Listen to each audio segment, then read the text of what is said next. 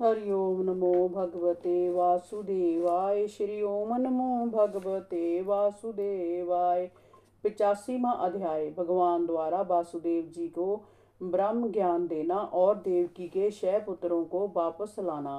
श्री सुखदेव जी ने कहा, परीक्षित, एक दिन भगवान श्री कृष्ण और बलराम जी जब प्रातः काल के समय अपने माता पिता को प्रणाम करने गए तो वसुदेव जी ने अपने पुत्रों से इस प्रकार कहा, हे सच्चिदानंद स्वरूप श्री कृष्ण, हे महाजोगी बलराम, ऋषियों के मुख से मैंने तुम्हारी महानता के चर्चे सुने हैं। तुम्हारे अद्भुत लीलाओं का श्रवण भी मैंने किया है। जो मैं जान गया हूँ कि मेरे पुत्रों के रूप में लीला करने वाले तुम दोनों सनातन हो, सारे जगत के कारण हो, समस्त पुरुषों में पुरुषोत्तम हो, समस्त जड़ चेतन जीवों के आत्मा हो, जगत के आधार परमेश्वर हो। तुम ही इस प्रकार में जोगे और भोगता हो, तुम ही इसका पालन करते हो और तुम ही इसका संहार देते हो।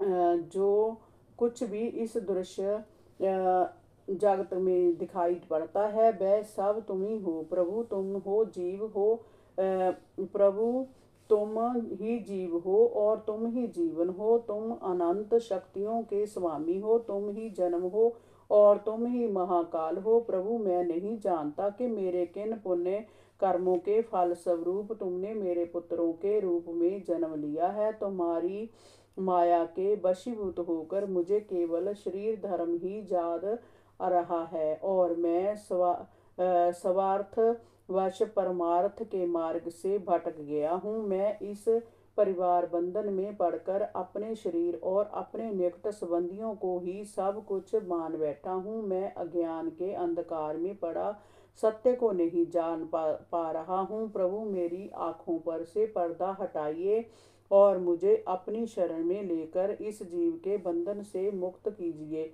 भगवान श्री कृष्ण अपने पिता वासुदेव जी की बातें सुनकर मुस्कुराने लगे। उन्होंने मधुर वचनों से कहा, पिताश्री, हम तो आपके पुत्र हैं। हमें लक्ष्य करके आपने उल्टे हमें ब्रह्म ज्ञान का उपदेश दिया है। आपने जैसा कहा है, जय चराचर सारा जगत ब्रह्म रूप ही है। हम आपकी बात का समर्थन करते हैं। पिता श्री, आत्मा तो एक ही है, उसे ही परमात्मा कहते हैं, परंतु वह जब अपने में विविध गुणों की सृष्टि कर लेता है और स्वयं को दृश्य, नित्य, अनित्य, निर्गुण, सगुण, जड़ चेतन विविध जीवों में विभक्त कर लेता है, जब वह आकाश, वायु, जल, अग्नि और पृथ्वी आदि महाभूतों में अपने आप को प्रकट कर लेता है, तब वह एक ही अनेक में प्रतीत होने लगता है, किंतु उस अनेकता में वही एक सर्वत्र विद्यमान है। इसलिए आपका जय कहना सत्य है कि जो मैं हूँ वही सब है। परीक्षित, भगवान श्री कृष्ण के वचन सुनकर वासुदेव जी ने अपनी बुद्धि को इधर उधर विविध रूपों में भटकाना छोड़ दिया और वह वाणी से मौन होकर अपने मन से संकल्पहीन हो गए।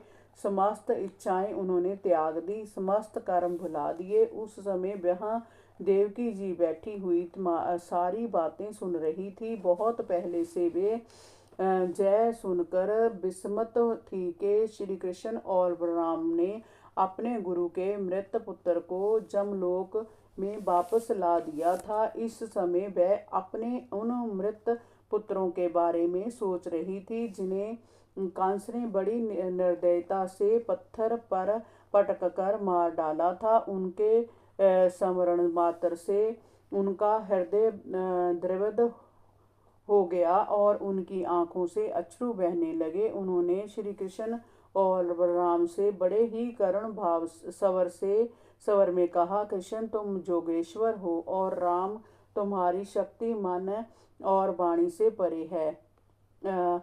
ऋषि मुनि तुम्हें ईश्वर अथवा आदि पुरुष नारायण के रूप में पुकारते हैं। यह भी मैं जान गई हूँ कि धर्म की स्थापना, संतों की रक्षा और दुष्टों का विनाश करने के लिए ही तुम्हारा जन्म हुआ है।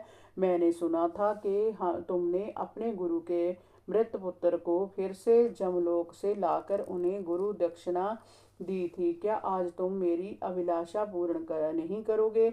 मैं चाहती हूँ कि तुम मेरे उन पुत्रों को वापस ला दो जिन्हें कंस ने मार डाला था। मैं उन्हें आंख भर कर देखना चाहती हूँ। परीक्षित माता की बात सुनकर भगवान श्री कृष्ण और बलराम ने जोग माया का सहारा लेकर सुतल लोक में प्रवेश किया। वहां दैत्यराज बलि ने भगवान श्री कृष्ण और बलराम जी को देखकर अत्यधिक प्रसन्नता के साथ अपने परिवार सहित उनका आदर सत्कार किया। दैत्यराज बलि ने कहा, प्रभु आप अनंत और सत्य के अनंत घन हो।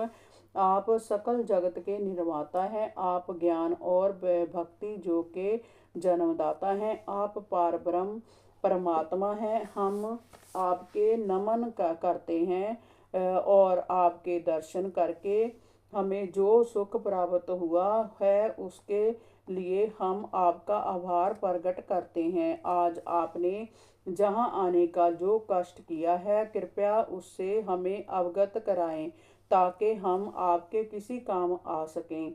भगवान श्री कृष्ण ने कहा, दैत्यराज स्वयं मनु के स्वतंत्र में प्रजापति मरीच की पत्नी ऊर्ना के गर्भ से 6 पुत्र उत्पन्न हुए थे। हरि ओम नमो भगवते वासुदेवाय। श्री ओम नमो भगवते वासुदेवाय।